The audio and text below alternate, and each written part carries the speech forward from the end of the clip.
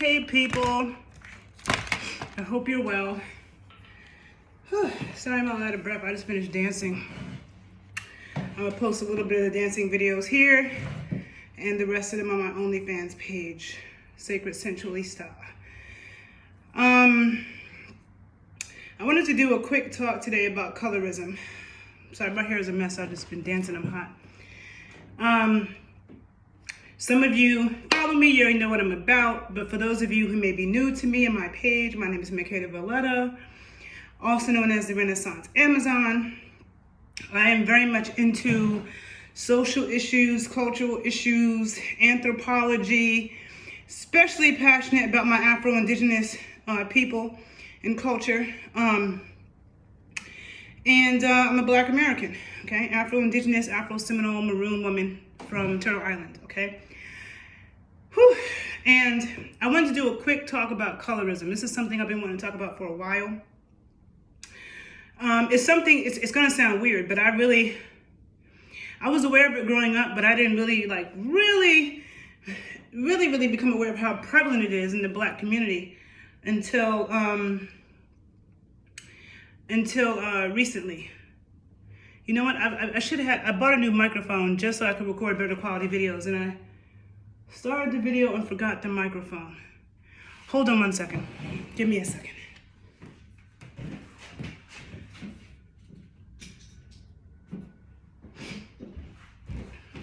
I'm gonna get the best sound. So give me a second. Sorry, I'm so out of breath. I should have caught my breath before I started recording. Hold up. I'm not gonna edit this because I don't edit videos, so bear with me. Okay, hopefully you can hear me. Okay, let me see. Yeah, hopefully it's good. Okay, so for me, myself, you know, as you can see, I'm not light skinned, I'm not dark skinned, somewhere in between. And as a kid, my dad is dark skinned.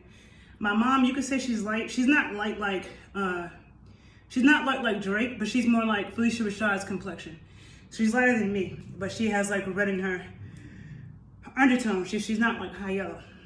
And growing up, my dad always expressed his love for dark-skinned women. And it was just a known thing that my dad loves dark-skinned women, but my mom isn't dark-skinned. And my dad used to always point it out on TV, like on Martin, how they always made it seem like Gina was way prettier than Pam and Pam couldn't get a man. Or in Coming to America, the dark-skinned sister, they made it seem like she couldn't get a man. And my dad used to always point it out. And back then, I didn't even notice that. And I wouldn't have been aware of it or even thought of it. My dad wasn't always pointing that out. But in my environment, you know, like most Black families, we had mixed light skin, dark, and everything in between. But I never heard any color complexion comments or jokes in my family, right? And then, when I was, and my dad was dark skinned, but his mother was very, very light. She came from a mulatto class of free Blacks in Florida. But my grandmother was very pro-Black. She married the blackest man she could find, which was my dad's father, and all her kids were dark-skinned. So my dad grew up in the South in Florida, and he never was ashamed of his complexion. His mother embedded that in him. So I just didn't grow up hearing that type of stuff. And even growing up in New York City, I'm from Harlem, but I went to New York City public schools and never heard that type of stuff. Now, I remember having one dark-skinned friend growing up who was jealous of my other friend who was like half Black, half Jewish, but she was very light.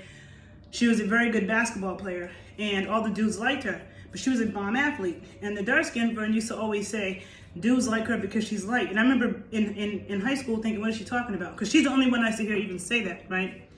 Now, fast forward to the past few years, I've started to notice that a lot of people in the South especially would always be like, oh, you know, cracking these light-skinned jokes. Oh, that's the light-skinned pose. Or making it seem like light-skinned people were weak. And I started seeing that a lot, and I felt like that was pretty messed up, because I'm like, if a light-skinned person cracks a joke about a dark-skinned person, that's totally unacceptable. They'll call them a colorist. But it's okay for dark-skinned people to take digs at light-skinned people, you know, make it seem like they're weak and they're corny and they're bougie. And that whole ideology to me is like so ridiculous, because there's light-skinned ratchet people and there's dark-skinned bougie people. Then I started talking to a dude that I know, and he started telling me that, I guess like in the 90s, probably the 2000s as well, that in Harlem, a lot of the dudes he was around, they would speak really bad about dark-skinned women. And they would like make fun of a dude if his girl wasn't like if he was dating a dark-skinned chick, or maybe someone my complexion, I don't know, or darker, that they would clown him. And they all value the light-skinned curly hair. I'm like, I never noticed that. Like, men have always been attracted to me. I've never had that issue. And then I've heard a lot of dark-skinned women say, almost every dark-skinned woman that I know has said that a man has said to them, oh, you're pretty for a dark-skinned girl. I don't usually date dark-skinned girls, but damn, you pretty. Now, a friend of mine just told me this the other day. A friend of mine who's in his 50s just told me the other day that one of his friends said that to a stripper. One of his friends told him, I told this stripper that, damn, I don't usually, get dances, and I'm not usually attracted to dark-skinned girls, but you look good. Now, to me, that is so retarded. I feel like even if you think that shit, why would you say that to somebody? That is like so rude. You know what I'm saying? That's like, if somebody said to me, I don't usually date girls with little titties, but you look good. Like, that wouldn't help you get anywhere with me. That'd be a turnoff. Like, even if you're thinking that, keep that to yourself. Why would you need to say that? If I saw a dude with an average sized dick, I wouldn't be like, no, I don't usually like dudes with average sized dicks, but you're really nice. Like, what's the point of that, yo? Some things you could think in your head and keep it to yourself, right? I just don't see the point.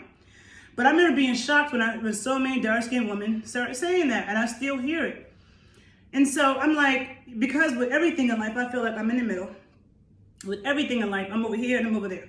So even when it comes to complexion, I'm not light-skinned, I'm not dark-skinned. So I've never been the brunt of a light-skinned joke. And I've never been told some offensive thing about my complexion by a dude.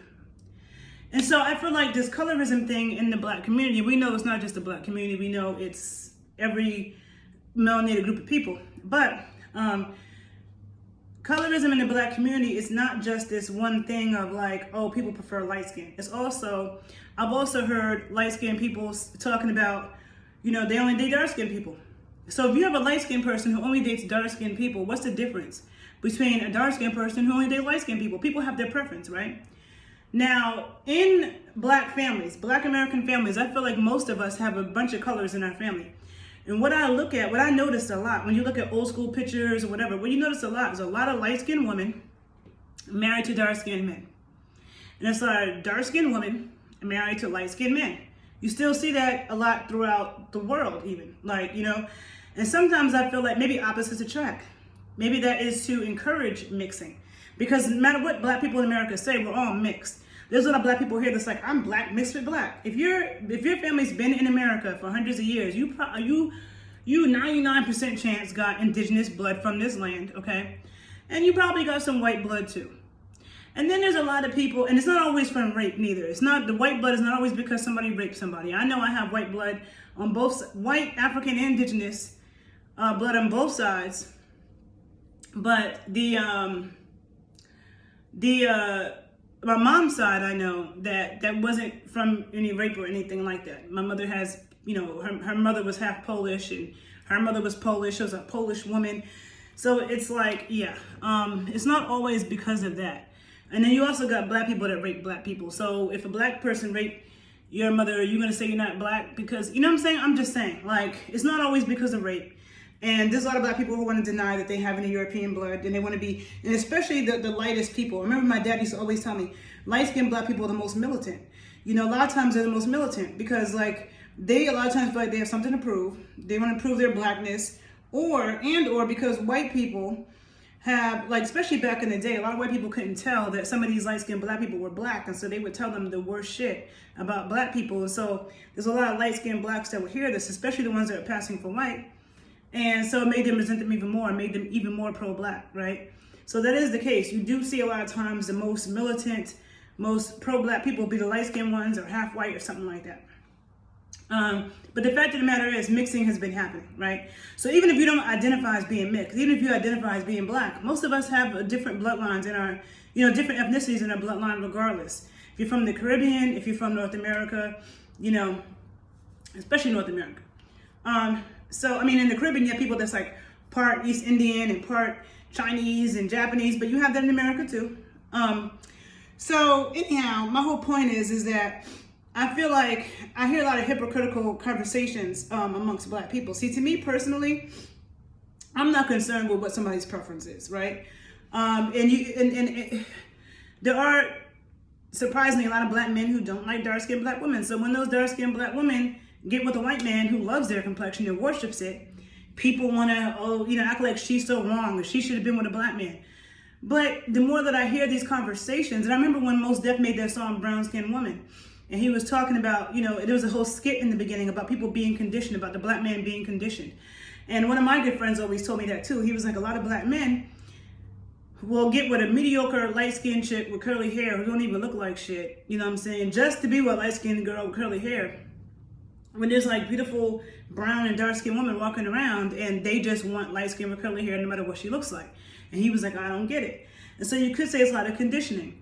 Now, this is why I always say Black people are not a monolith, because a lot of things that Black people talk about and some of the issues that they say are Black issues, I don't even relate to that. I didn't grow up around that. That wasn't my reality. And so it's kind of surprising to me because there's never a day in my life that I wish I was lighter. I actually love my complexion and I love getting in the sun and getting darker because I feel like brown skin, looks beautiful with bright colors. You know what I'm saying? I love my hair texture. I've never wished that I had light, straighter, curlier hair. I like the styles that I'm able to do with my hair. Like, I don't have a problem. I never wanted a different hair texture or a different skin color, right? I feel like when I get in the sun and I moisturize, I'm shining, I feel like I'm showing off with my complexion, right? But regardless of whether you're dark, light, or in between, you should love yourself and your complexion.